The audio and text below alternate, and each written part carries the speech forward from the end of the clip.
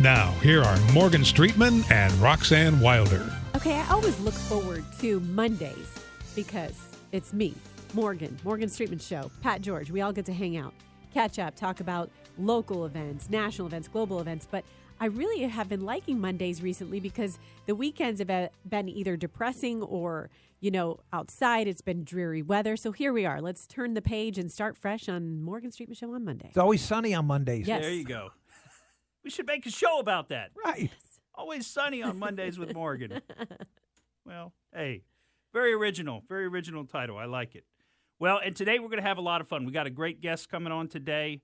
Got him ready to go, so we'll tell you about him in just a second. Before we jump into that, though, I wanted to just run a couple of little news clips before we jump into our guests, and they will be relevant to what we'll be talking about. So that's why I just kind of set up some of what's going on. I mean, we've all seen what's going on. I mean, the news has been telling us about all of these protests and riots that have been going on in our cities, all the damage that's been done. And we've told you from the get-go, look for Antifa and their involvement in all of this, in the financing and organization of this, particularly the violent aspects of it.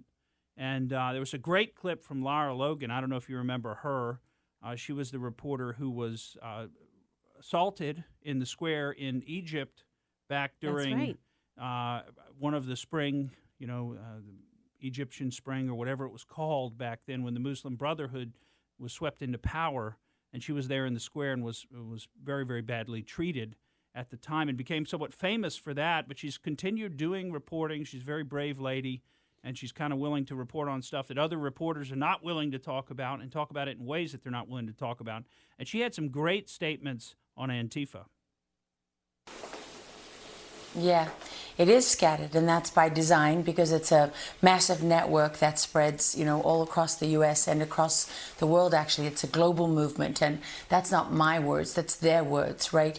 And of course, legal experts, all these people want you to believe that you can't designate them. Why? Because it brings with it very significant authority. So, for example, all those people contributing bail money now to members of Antifa and other anarchist groups, if they're terrorist organizations, then they're contributing to terrorist groups, and that's illegal. So the money will dry up. Certainly sources of funding will dry up.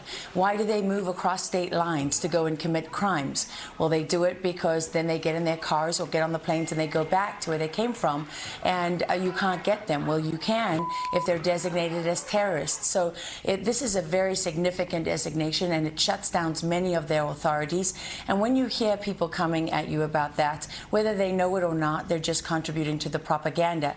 And Steve, I can tell you the propaganda is in overdrive right now on the Antifa websites and through their network of people on different social media forums, and even in the New York Times today, quite astonishing. They're literally collecting data and dismissing all of this. What you're seeing in front of your eyes, they're saying is a conspiracy theory. I mean, they've used conspiracy theory. That's an information warfare term that's meant to shut down any conversation and to silence and to intimidate and to get us to self-censor because we don't want to be accused of being crazy right-wing conspiracy theorists. But this is actually, take a look at what they're calling propaganda now. Instead of propaganda, they're calling it copaganda. And this is all these messaging that's going out about policemen who are taking a knee. You just showed that on this show, right? That's called copaganda. This is the grossest, most blatant attempt at copaganda I've ever seen. Anyone hugging and kneeling with him is a fool or is doing counterinsurgency. What do we know already from what we've seen over the last few years? Just ask intelligence people, law enforcement. They use the tactics that they accuse you of. So this is their insurgency, right? Mm-hmm. This is their propaganda. And if anyone is in any doubt about what this is really, where this is going, go to their information. I always believe in going to the source, right? Don't take my word for it. You can go to the source too. Right. Have a look at the revolutionary abolitionist movement. What do they want to do here? Liberation is by any means necessary. They're going to destroy the state, police, military, corporations, all who run what they call the American plan plantation. They'll live in a dignity in a world without prisons. Systems of punishment will be abolished. There'll be no law and no money to protect. So property, they say, is alive. It doesn't belong to anyone. Except they won't really be equal, right? There will be a system, because go down to number 10, militant networks will defend our revolutionary communities. Liberation begins where America dies. So that is what this is about. Liberation begins where America dies. Right now, the white people, you at Fox News, you're the oppressors, right? And this is all about justice for black people and underprivileged communities and the poor. But a few steps down, anyone who owns land is the oppressed. And a few more steps down, anyone with a successful business. And a few more steps down is, do you have a bigger, property or resources than I do? And every step along the way, we all become the oppressors. And what they want when they say abolition, abolish. Think about that. A few steps down, and a few steps down, and a few steps down, and then you might as well just look in the mirror, because you are the oppressor. And that's what's happening to our country. It's being torn apart, and people are being categorized. And that's one of the things we're going to really dive into today. But before we do that, I want to take a quick look back now at something that happened last week. And we're just going to kind of put this out there for you. You need to go out and watch the entire version of this, the entire clip, because it's absolutely hilarious. But, Rod Rosenstein testified last week before the Senate committee and basically was castigated by Senator Josh Hawley. And what I thought was one of the best questionings of a witness before that committee that I've seen. Now, we can only play just a little bit of it for you today, but you're going to love some of this. So, Pat, run that clip. It's something to listen to. On a FISA application to a federal court in an ex parte proceeding, which means the other side didn't have any chance to argue it. You signed off on it. It had 17 material misstatements, falsehoods, omissions.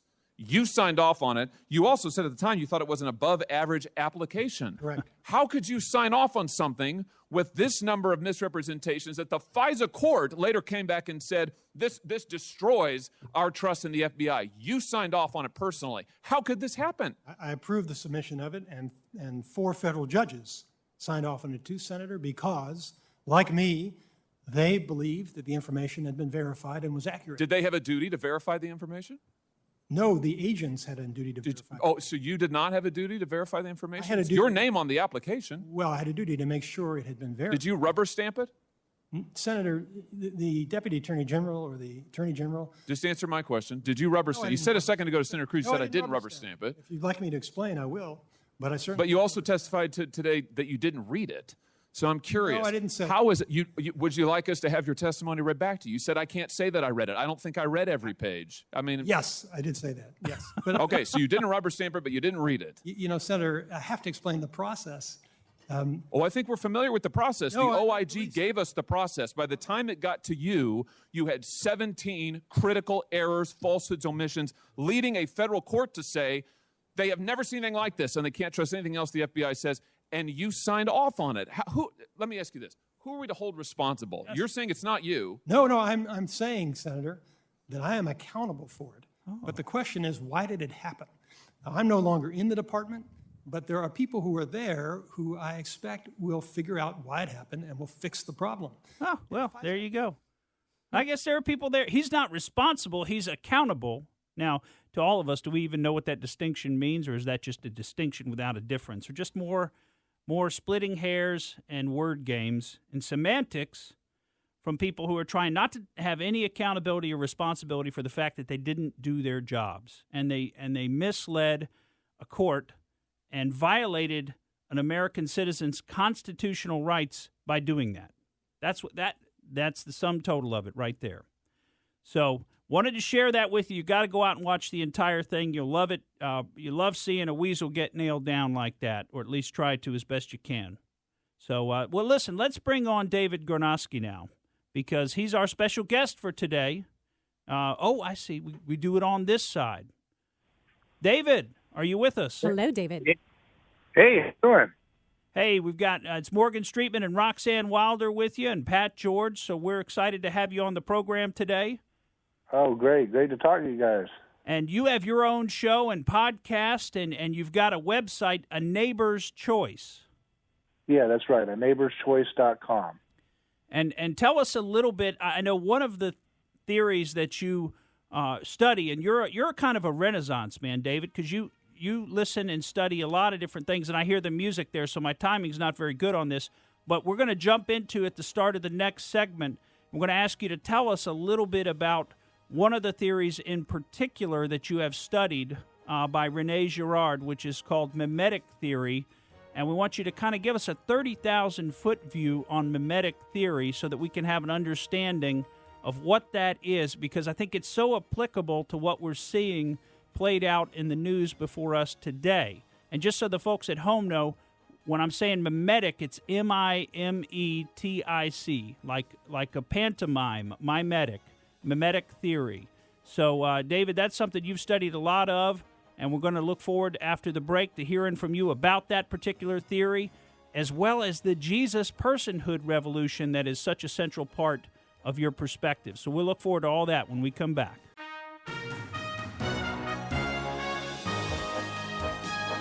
Welcome back to the Morgan Streetman Show. Thanks for hanging out with us today. And we have a very special guest. Morgan, you were just introducing us to David Gornosky as we went to break and asking an important question about a theory that he studies. Yeah, and so what I'd like to do is let David kind of take it away. David, can you explain to us at a big picture level the concept of mimetic theory? Yeah, René Girard was he passed away in 2015. He was a professor at Stanford University, and he was a French-American, and he developed a theory that would be considered kind of a throwback for his time in academia. When he came onto the scene, it was very popular to do deconstruction, where nothing has any objective meaning. There is no intrinsic meaning to anything, to any piece of text, to any story, to any novel. And what René Girard did is he said, "Look, I see meaning all over these texts. I see." He started teaching the great works of Western novels, and he noticed there was a pattern of human behavior in each one of the greatest novels. They all had the same kind of underlying structure. And he was like a detective looking to see, well, why is this same pattern of human behavior and conflict found in all these different works of literature? And eventually it led him into the world of mythology, where he started reading archaic mythological texts and stories from ancient times past. And he noticed a similar structure was going on there. And so he was trying to unify all these different texts to find out what's going on with human beings, that whenever our greatest geniuses write down stories that reflect us, they all have the same patterns. And that's what he came up with, mimetic theory. And mimetic theory is a very practical theory. It's something that folks like, the billionaire Peter Thiel, he used that to invest in Facebook. He put $100,000 into a young Mark Zuckerberg and turned it into a few $1 billion, one of the best investments in history. That was inspired because, according to Peter Thiel, he studied under René Girard, and he understood the mimetic theory gave him insight into how human beings operate. And that insight is that human beings, we copy the desires of our neighbors. We don't just do rote imitation like, transparently easy ones to see, like stick a tongue out and somebody else sticks a tongue out. We also copy the perceived desires that our neighbors have. So if we see that our neighbor has a Cadillac, maybe we got to get a Cadillac too. And if we see that our neighbor wears all black and that's pretty cool looking, then we got to wear all black too. Or if we see our neighbor has a certain type of house style, Mediterranean design, we've got to get that too, or do something better than that. And that's what we always do. We're keeping up with the Joneses, but that the problem with human beings is we imitate like masters. Mm-hmm. Animals don't imitate to the same level that humans do. But that imitation can oftentimes be caught up in a negative feedback loop when we start imitating hostilities and aggression. It's very hard to get humans to stop once they get caught up in a rivalry with someone. With animals, when a wolf loses to the alpha wolf, the wolf will submit its neck to the alpha wolf for the wolf to strike the final blow, and there is no final strike typically. Yeah. There's just submission. But humans, if you kill my dog, then I kill your family, then your friends will kill my tribe, and then what's left of my tribe will fight generationally to defeat your kingdom, and it just never ends. That's the nature of human conflict. It's just mimetic, imitational aggression that can spiral out of control. Now, is there a normative aspect to mimetic theory? I mean, is there some, does it give us some kind of an idea of what we should be doing different, or should we be working not to try to imitate each other so much? Is there a normative piece of the theory? Yeah, you're always going to imitate. And what we have to foster in human relationships, especially in this time where things start to frazz apart, is that you've got to be able to find good, positive role models that are not, giving people a model of jealousy and envy and pride and aggression and all the things that draw us into eternal conflicts. So, that's where Jesus comes into the situation, because René Girard found that it was Jesus that provided the reversal of the bad cycle of imitating negatively. That Jesus, when he said, imitate me, and what does he do? He washes the feet of those who are beneath him. And he forgives us. He says, how many times do we forgive? 70 times 7. We haven't learned that lesson. We have people in prison, languishing in prison for life sentences for, selling marijuana, and they don't get any forgiveness. They don't get 70 times 7 forgiveness. They get nothing, because we don't imitate Jesus when we vote. We don't imitate Jesus. We go to church and we say our prayers, and when we keep it kind of in our pocket. But what René Girard found is that, no, society is going to fall apart if we don't understand Jesus' message, which is that, you have to imitate someone who, like him, he does not boast as an egomaniac like everybody else. Mm-hmm. If you want to imitate Karl Marx will tell you to tear down the whole, structure of society and rebuild it.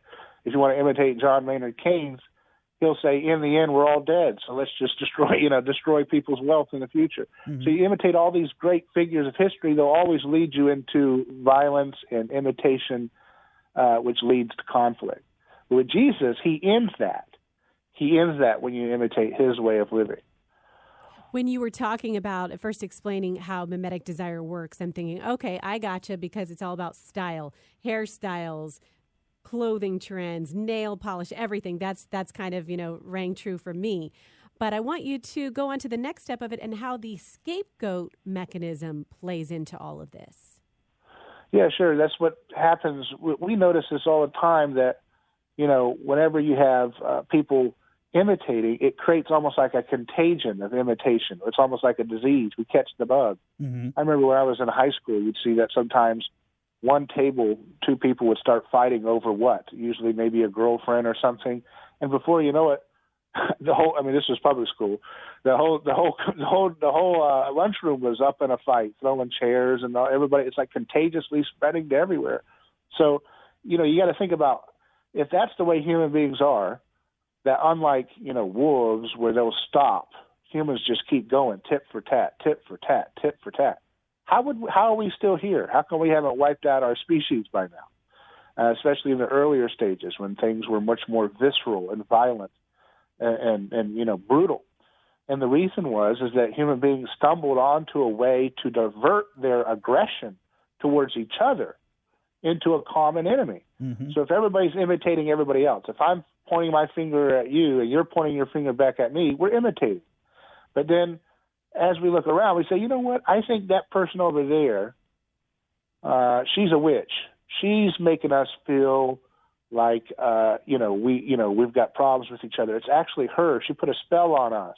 Or you point to the guy over there and say, that guy's a monster. Look how he looks different. He's disfigured, or he has something different about him. And that's what ancient communities would do. They would, in a sea of sameness, they would latch on to someone with some kind of arbitrary difference, and they would all imitate each other by pointing fingers in the same direction. Instead of at each other, they point in one direction, and they say, this person is the one that caused our problems. And they destroy that person. And when they destroy or banish that person from the community, there's peace. There's catharsis. That's what you see when you go to the movie theater and you watch a bad guy get thrown down the cliff or something. You say, wow, all right, all of our problems are restored. The bad guy got his just dessert. He's got his justice. That's a piece of what people felt on a much more visceral level, much more deep level in our ancient community past. Whenever they would scapegoat a common enemy, say, "Oh, now we've solved our problems," and then what happens is you do that enough times, and then there becomes an oral tradition that says, "Hey, whenever we have a famine, or whenever we have a plague like a coronavirus or something, we're going to come together and we're going to sacrifice someone to the gods, because the gods taught us that whenever there's a crisis and we're about to tear each other apart, just look for a sacrifice, and the sacrifice will be the one that brings us together." That's where we have, that's where ancient religion came from. And are we seeing some of that? And we're down to what have we got? About a minute, Pat George? I think about a minute. Yeah, a little we got more about a minute left, but in this segment. But we're seeing some of that, I think, kind of play out in some of the crowd psychology that we're seeing in some of these protest/riot movements. Aren't we to a degree? Are we not seeing the scapegoating of law enforcement on a wide scale? That if we could just get rid of these people, if we could just get rid of the police, that everything would be good again and would be back to normal, and the police are the others? Is that how you would read the situation, David?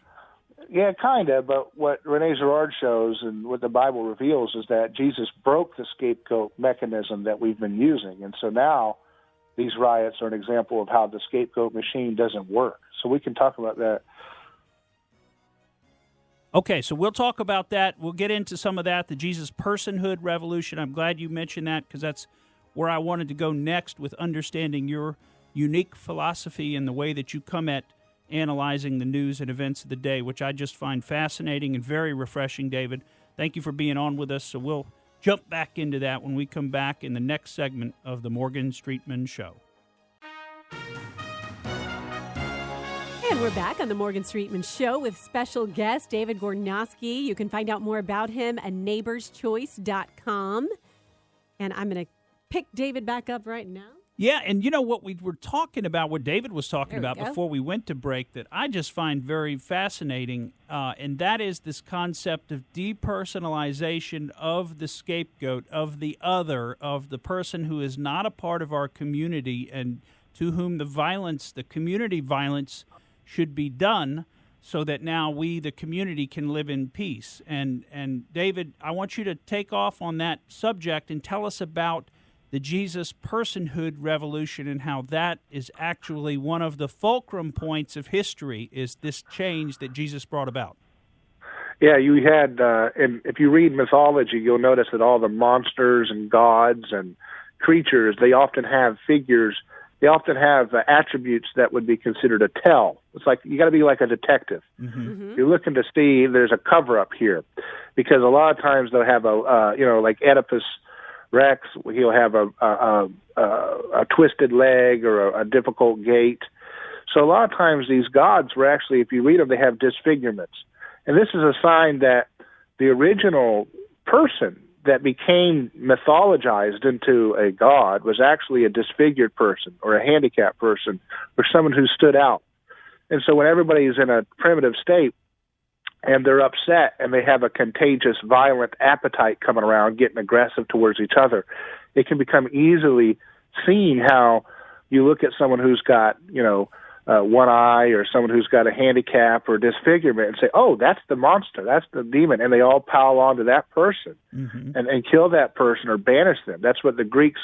That's where we get our word for pharmacy. It's called pharmakos. That was a ritual where they would take a handicapped person and parade them around and then banish them from the city as a way of cleansing the society of its tensions and aggressions. And it's terrible. But what Jesus did was he came into the situation and he took on the role of the scapegoat. He became the scapegoat. So up until that point, all religions and all societies had told the story of their societies from the vantage point of the winner's crowd, of the insiders, of the clique, of the people who write history. Winners write, history is written by winners, right? Mm-hmm. And what Jesus did was he said, okay, I'm going to take the camera, and you're going to do that whole little thing you always do, humans. You're going to scapegoat someone to try to create unity and peace in a society with lots of tension. And you're going to try to do this scapegoat machine on me. But because I am the Son of God, when you do it to me, I'm going to break it, because the real God's going to show up. So all these other false gods that were created in mythology were actually these innocent victims that were then projected into the sky like they were some kind of god that was coming down to teach them a lesson because of how, different and unique they were. But with Jesus, he says, you're going to put the real God into that machine, and it's going to break it. Mm-hmm. I'm not going to break it by just saying, nah, you're bad. I'm going to show the world what humans do to each other whenever they're in times of tension. I'm going to break the scapegoat mechanism, and my followers are going to write down what happened to me from the vantage point of my perspective, not the winner's crowd. And so, therefore, wherever that story of Jesus' persecution goes, it destroys communities' abilities to sacrifice people and scapegoat people for the common good. And it doesn't stop our ability to be violent. Obviously, we're violent. But Jesus gives us a radical choice. You can keep doing the same blame games where you scapegoat a common enemy for your problems and try to dehumanize them, mm-hmm. or you can do what I did and self-sacrifice, give up a right to your comfort, your privilege, your justifying excuses for why you get to tit for tat, get to respond with violence with more violence. You can renounce that and become like me and be me. And that's what we've been wrestling with for 2,000 years. That's why the West is particularly haunted by what we call political correctness. Mm-hmm. That's how you know how effective Jesus' story was, is because, the West is the most politically correct civilization in the world, where we're constantly haunted by the things that we've done to past communities, that, indigenous communities, or what we've done in the treatment of minorities, what we've done in the treatment of women. We're totally haunted by every little thing that we have done in a way that was considered brutal or unfair or oppressive. If you go to Singapore, if you go to Japan, they're not teaching about what they did to indigenous communities over there as much as we do. I can assure you that. Mm-hmm. And that's because of Christianity. Christianity brings this stuff up. And the difference between political correctness and Christianity is that political correctness has no forgiveness. Political correctness has no reconciliation. It has no mercy. It has no nonviolence. With Jesus, he says, stop it. Look at me. Look what I did. Become self-sacrificial. Give up your prerogative to try to strike back at your neighbor. And when you do that, you'll understand the mind of God, and you'll be able to make your community a better, healthier place without having to sacrifice someone. Mm-hmm. So how does that bring us back to what we're seeing today? What we're seeing today is that we all scapegoat, but we can't find unity around it. When you would scapegoat a scapegoat in the past, the whole community was unified in the belief that that scapegoat was guilty and deserving to die. Mm-hmm. But now we can't find unity around any of the supposed scapegoats that we try to offer. So half the country thinks Trump is the monster about everything. They don't even want to call him by his name. They want to call him 45. That's a tell that he's being dehumanized as a scapegoat. Mm-hmm. They say he's Orange Man to try to mock him because he's different. He has a different attribute. He has spray tan or whatever they're saying. They say that they've even said that he's got a thing for his daughter, which is really disgusting. They're trying to dehumanize the man to the point where he can be a sufficient scapegoat to find meaning. So how many millions of people wake up every day and they find a sense of purpose and a sense of community with their fellow neighbors on Twitter or whatever, in blaming one man for all of their problems? Mm-hmm. That Donald Trump caused racial issues. Donald Trump caused police brutality. Donald Trump caused everything wrong for these people. This is a classic scapegoat attempt. But the problem is it won't work because obviously the country's split. And it's split precisely because Jesus has created a world in which scapegoating doesn't bind us together, and therefore it's not an effective way of culture making. It always falls apart. And when it falls apart, what we're left with is back to what I said at the very beginning, which is runaway, aggressive rivalry. Because scapegoating was a tool to resolve, mimetic rivalry of conflict and aggression. But now that we keep trying to do the scapegoat mechanism 2,000 years after Jesus broke it and destroyed it, every time we try it, it just makes more and more conflict brew. Now, tell me a little bit, because I think that's fascinating what you've just described to us, and it really undergirds the entire philosophy of your worldview. And tell me about the name A Neighbor's Choice, which is your podcast and your radio show and your website, aneighborschoice.com. Explain that to me and what the meaning is behind that to you. Well, it has different meanings for different people, but, one way to look at it is you have a choice. You can desire mercy or you can desire sacrifice. And that choice, that's what Jesus said, go and learn what this means. God desires mercy, not sacrifice. Well, what humans want is we say, no, we know better. We're going to do mercy via sacrifice.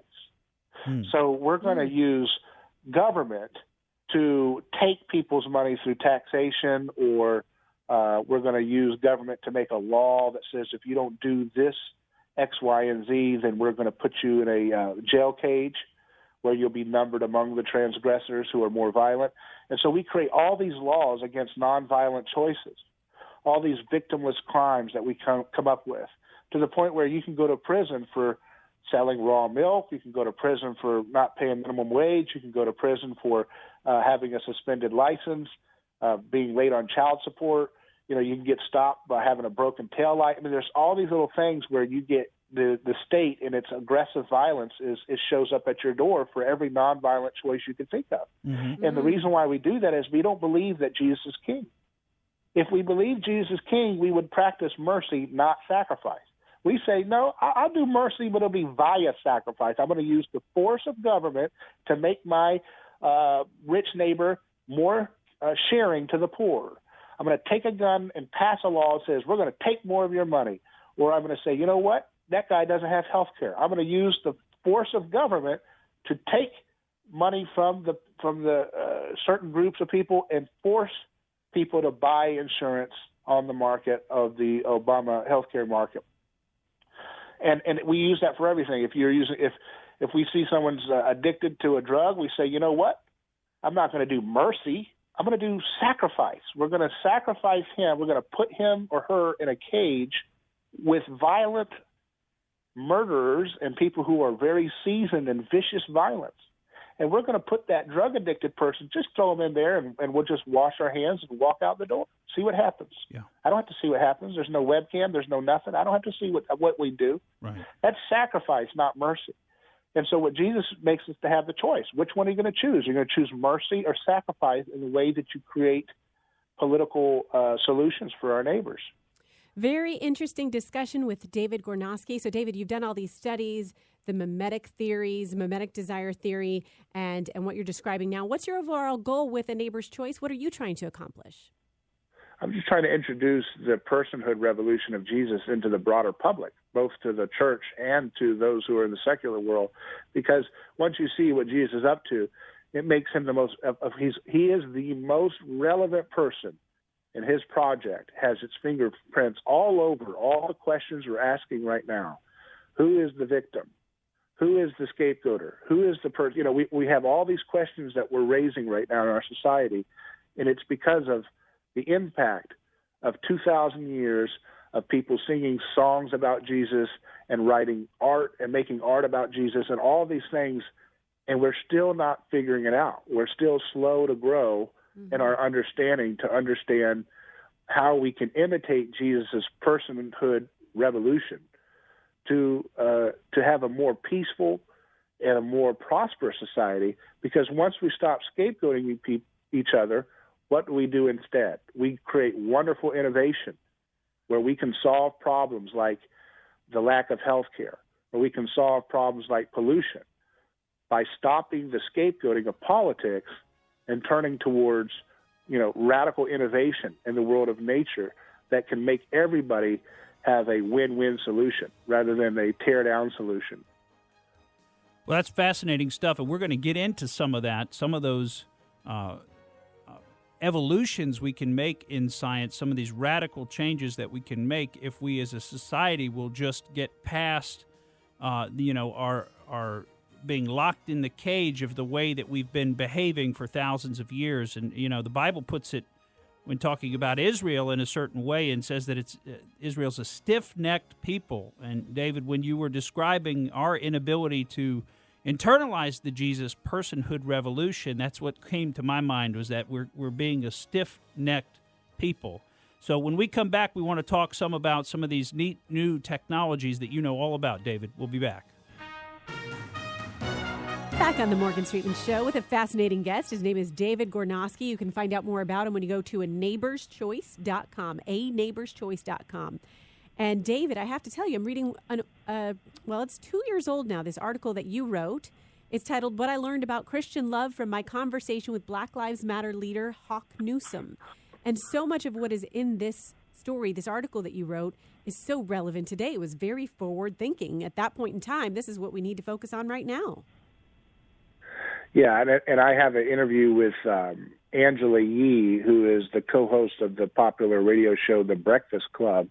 That's going to air today. You can go to aneighborschoice.com. We'll have it up shortly, where I had this exclusive chat with her. She's a supporter of Black Lives Matter and a prominent Democrat, in pop culture, one of the most influential black women in pop culture today in terms of media. And, she's on the left. But by talking to me, she was framed right into the world of the Jesus personhood revolution. I said, how about we have no income tax, no payroll tax, and no victimless crime laws? Let's get rid of this drug war and all this stuff. Let's get rid of all these little victimless crime laws, the gun laws and all these little things, no income tax and no payroll tax for inner cities. Let's start with inner cities. Let's call them Jubilee zones. Let's see how they do. And she was right on board with that. So it shows you that, Rush Limbaugh went on their Breakfast Club and, he tried. But when you really get to the real heart of it and put the Jesus's principles at the forefront, you can break through the left and right divide. It's fascinating. Now, that's the same show that Joe Biden was on with Charlemagne, right? That's the same Breakfast Club? Yes. Yeah, okay. Because we covered a little bit of that show last week and some of the things Biden said, which I thought were fairly offensive. But, I'm not African-American, so I'll leave that to others to decide how offended they may have been by that or not offended. And, of course, even if you were offended, maybe it's time to show some mercy and some unconditional love and let it go, right? But, David, I wanted you now, because you're such a forward-thinking guy and you are a Renaissance man, and we've talked so much about anthropology and civics and sort of studying how our society interacts with itself, how we interact with each other. Talk to us some, though, about, and I know you've got to be somewhat careful because you've got obligations of confidentiality on some of this because you regularly consult on these types of projects. But tell us some of the cutting-edge stuff that you're interested in and some of what you've learned about some of this free energy technology. Well, I figured if Peter Thiel can make a few billion off of mimetic theory, I might be able to do something too. But it starts with being able to understand that once we stop the game of scapegoating, we have a new way of looking at things. So when I look at the world of, let's take energy, right? Imagine if we had, because what do these people say about how to make the poor's life better? They always say, just print money out of thin air. Well, that's not going to work. That will destroy the purchasing power. It'll destroy our savings. You can't create money out of thin air. But what you can do is things in the world of real stuff like energy. Wouldn't it be nice if we could create energy that was too cheap to meter, that we could power our houses with water, ocean water, or maybe we could use it to power our cars and our imagine how cheaper food would be if trucks were moving their food with water, not gasoline or what have you. And imagine all the things that would be done to heal the country's divide over how to solve climate change or pollution if we just had a market innovation that was too cheap to meter using something like ocean water. That's what they call low-energy nuclear reactions, LENR. They used to call it cold fusion. It's a real phenomenon. There are experiments being done around the country and around the world that don't get a lot of media attention. And I think the reason why is because if this thing works, you don't need massive government subsidy to make it work. With wind and solar farms, those are a perfect little windfall for people that like to get their fingers on other people's money, because in order to make them relatively affordable, you have to have massive government theft of people's money to redistribute it to make those energy forms more effective. But with something like low-energy nuclear energy, where you can have ocean water power, or not even ocean water, but even tap water potentially, power all kinds of things in the world, that would solve the concern about climate change. It would solve the concern for being dependent on Middle Eastern countries like Saudi Arabia for our oil. And it would just allow us to breathe a sigh of relief, knowing that we're not destroying our environment, and we're not having to rely on massive government expansion of power in order to solve the problem. And what would that do for the standard of living of everybody? It would be tremendous. And how would that be if you didn't have to have such an expensive, utility bill every month, and you didn't have to worry about, the cost of the gasoline you have to fill up every month? If you could just have a liter of ocean water power your car. These are real things. And this is the way Christians should be thinking. We should be thinking that the Bible begins in a garden and it ends in a city. So let's get to work. We have to build. We have to heal. We have to cultivate the land in a way that uses our God-given talents to create win-win solutions. This is what a win-win solution looks like. Yeah, instead of universal basic income, what we should shoot for would be universal basic energy. So that everybody gets the energy that they need somehow from the environment at no environmental cost, rather than giving them more monopoly money to play with.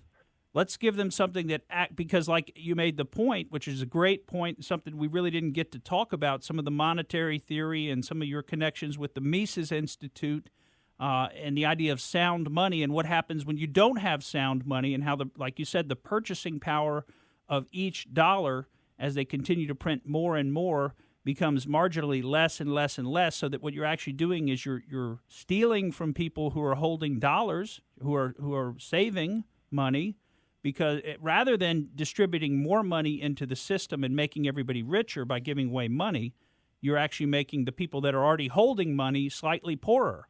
So let's, instead of giving universal basic income, let's give people universal basic energy. Now, we're down to about a minute, but can you sort of encapsulate any of the current, and I know, again, you've got certain obligations not to reveal too much of certain technologies, but can you give us a status on the current technology? Are we close?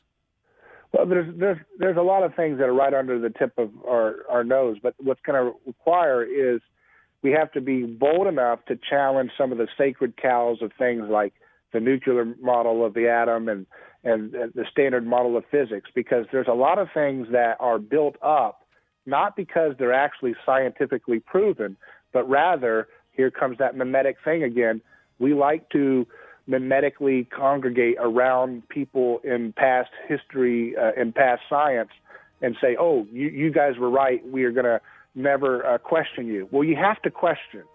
And if you understand mimetic theory, and if you understand how Jesus is, you will not be afraid to challenge sacred institutions like scientism.